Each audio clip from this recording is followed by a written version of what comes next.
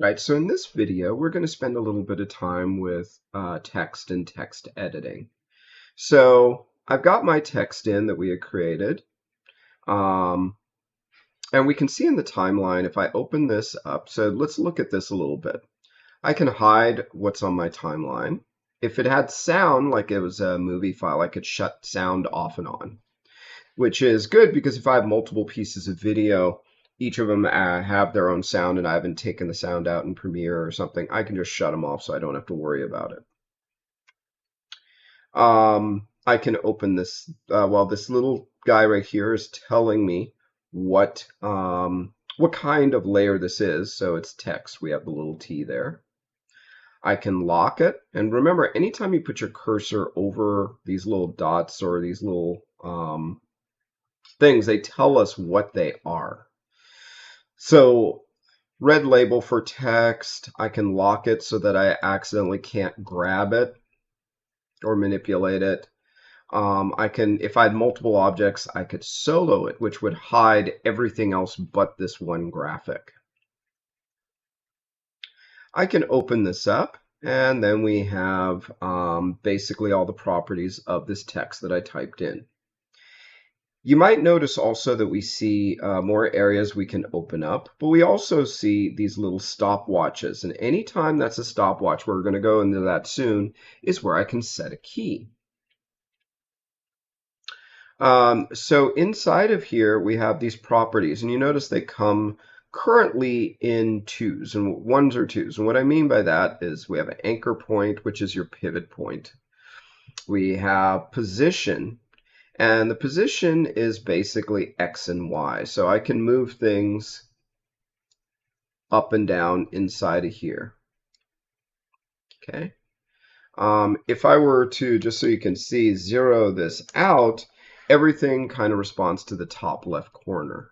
So just moving it right into here, let's put you there. And what you also might see is if we go under Window Align, and so here's our alignment tool. So I can align to the composition. So if I move this guy over here, say, oh, boom, boom, to make sure it's dead center, which is nice. If I have multiple objects selected, let's say I make another text layer. So let's click. We'll type in motion. And go here. And let's say I'm going to modify this one. So I want it all caps, so it's a little bit different. And I want these guys, how do I want to align them? So I click in the alignment. Let's say my motion graphics are over here. I'm going to select both of them. And you see now this has changed from composition to selection. So I can align them with each other, or I can align them to the composition, which is the window. Now, if I do this, they both are centered, and sometimes we obviously don't want that. If I go by selection, and we have both of these, then yes, we can actually go in. And if you notice, if I hit Shift, it snaps. So we can constrain things a little bit. And then I can just go in, hold down Shift, grab this, select this, boom. And maybe this one I might change, or maybe I will make it like that. And one big thing is I type my text in upper and lower case so that I can always change it on the fly in here without having to type it. If I want to change both at the same time, I can do it that way. Okay. So that's how we can bring things in. We can start to align them. Suppose I wanted them to rotate. That I have to go either here, oops, not sorry, this one, and here's my rotation. And if I select both of these and I just click, I can rotate. But what you'll notice is that they are rotating based off of their own individual pivot point. So we're going to go over in a little bit how I would move them together and not worry about it and make life a lot simpler, but not just yet. But if I have something and you see I want to rotate it and then hit V, and I can just move it, and then I have this. So I can move things here. I can also move them here. And once again, it's off the pivot point.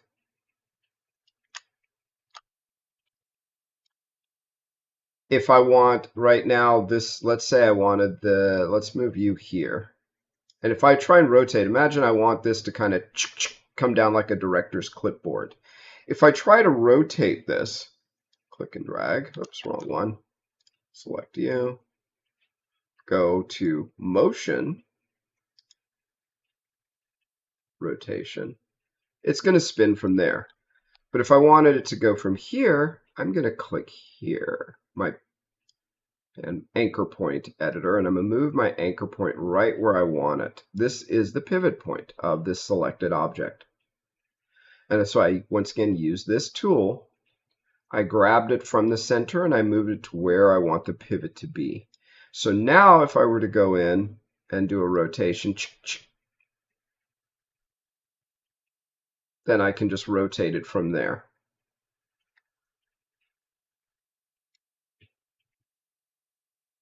I can also just type in. So that's what the power of this little guy is I can actually, oops, wrong one. I can just set up where my pivot is and make adjustments. Any of these I can also adjust, and we'll talk about in just a minute what this is, but I can also change its opacity.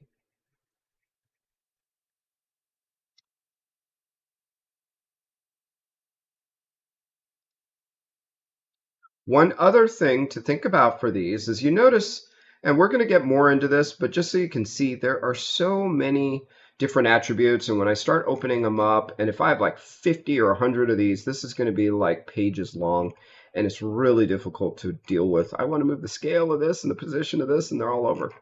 So here's a little trick. I'm going to close these up, and I'm going to select both of them. And here's where I get to use a little bit of shortcutting. If I want to change their position through here, I press P and you see it shows position. If I want to change their scale, I press S and it shows just that attribute. Rotation, R. But suppose I wanted to change two attributes, like maybe the position and the rotation. So I press, let's do P for position and Shift R for rotation, and now I'm showing just those two attributes and not the whole thing. If I want to view the whole thing, I just open, will close and reopen, and now I have all of them exposed again. So this is a good way if I want to adjust their fade in, their opacity. It's T for, think of T for transparency, and that's what's selecting these. So then, since they both are selected, I drag select both, I can change this here.